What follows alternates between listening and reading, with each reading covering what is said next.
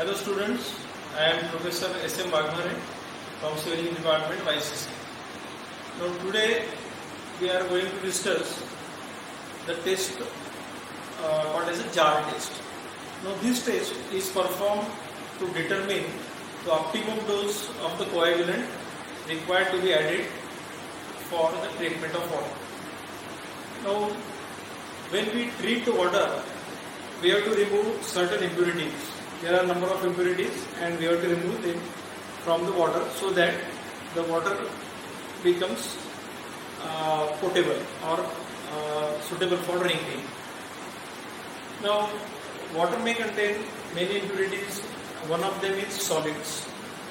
So you have to remove the solids. Now, some solids are very heavy, which are easily settleable, and they will be removed if you allow the water undisturbed for some time. Because of the self-weight or gravity, they will settle down.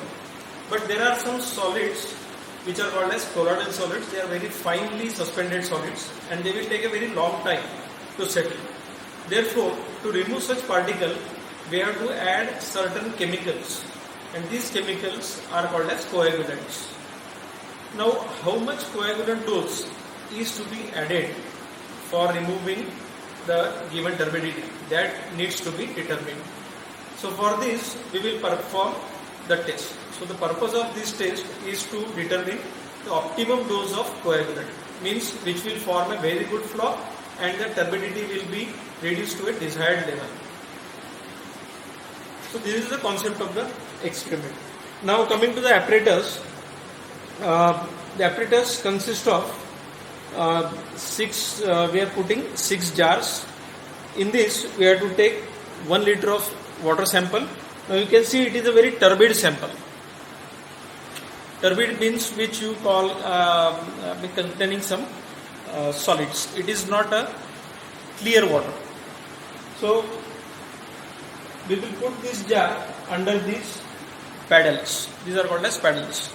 For 1 minute initially, we will rotate the paddles at a very high speed, which is maximum around 100 rpm. Then for 25 minutes we will rotate the paddles at a minimum speed, which is around 40 or 25 say rpm. Then we will allow the sample to settle. Okay. Now as we are taking 6 jars, we have to add different doses to each jar. The amount of sample is 1 liter, in which we will add these various doses. You can see 25 milligram, 50 milligram, 75 milligram, 100 milligram, 150 milligram and 200 milligram. So these are 6 different quantities of coagulants. Here we are using alum as a coagulant. 25. This is 25 milligram dose, which we will add in the most right beaker.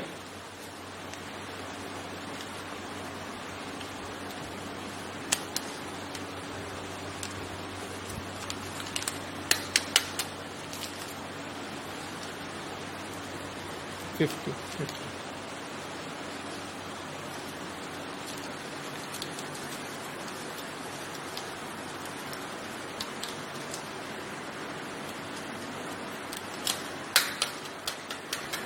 The third one is 75 milligram.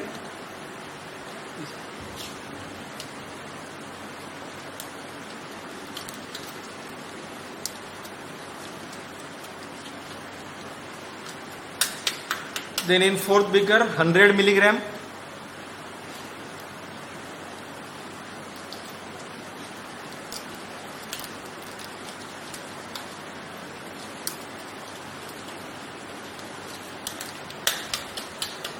Then in fifth beaker, 150 milligram.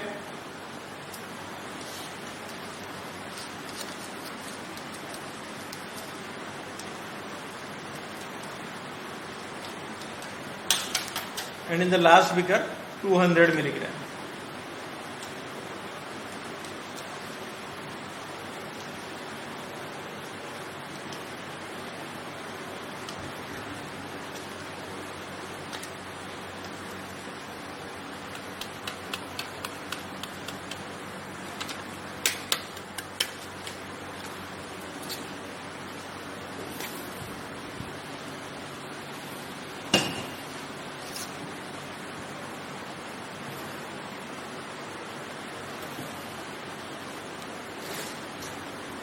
Second.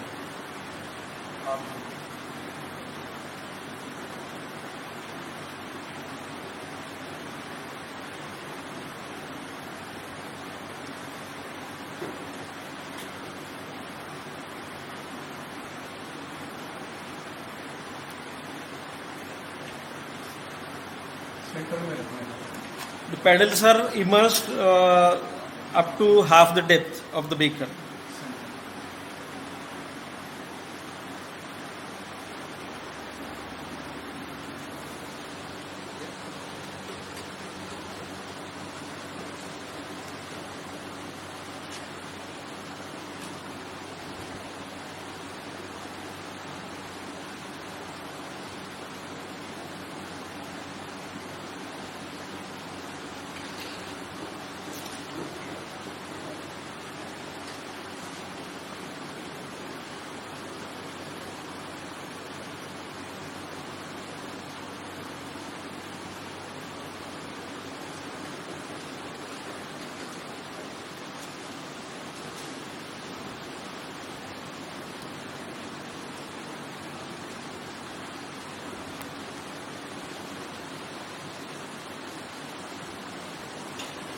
So in this way, we have set all the pedals. Now initially, we will start the machine at a faster rate of revolution of the pedal so that the coagulant is completely mixed.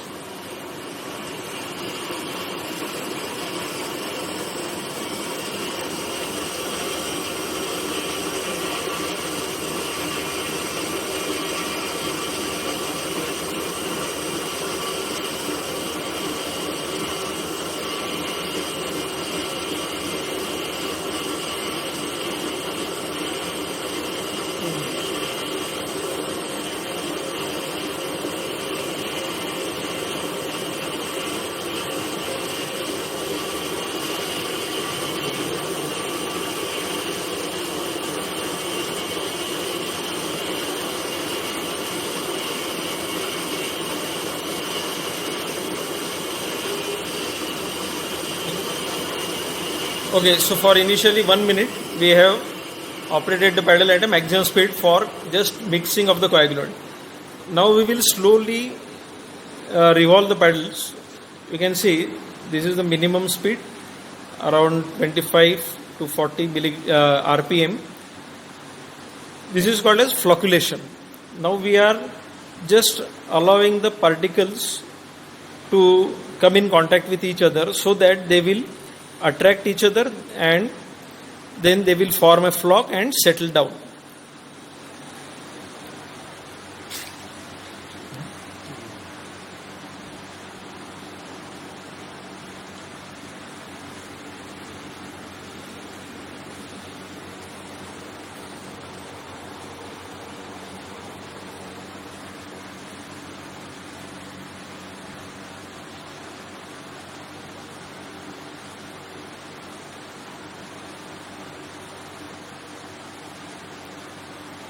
So this is the slow mixing, 20 to 40 minutes, approximately 25 minutes.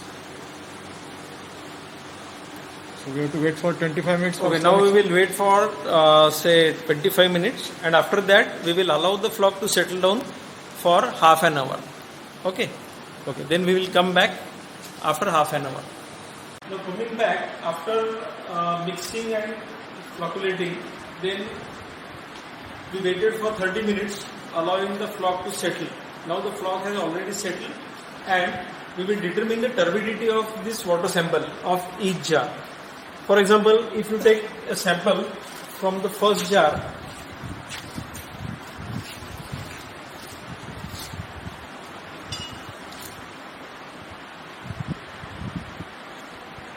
without disturbing the settled flock, you have to take out the sample gently from the top and put it in the tube.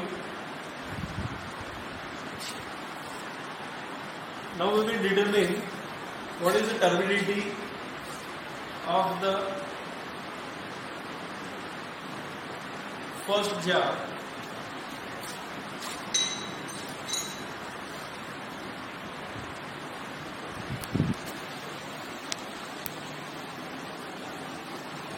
just clean the tube and put it in the instrument.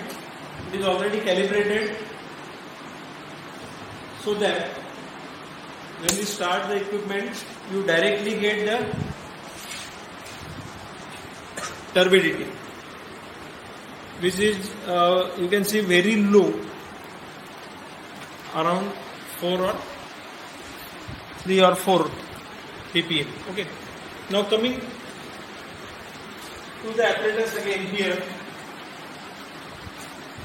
you can see in the first jar we had put maximum quantity of the coagulant, and in the first jar, rightmost, we had used only 25 milligram. So you can see sufficient floc is not formed and the water is still turbid.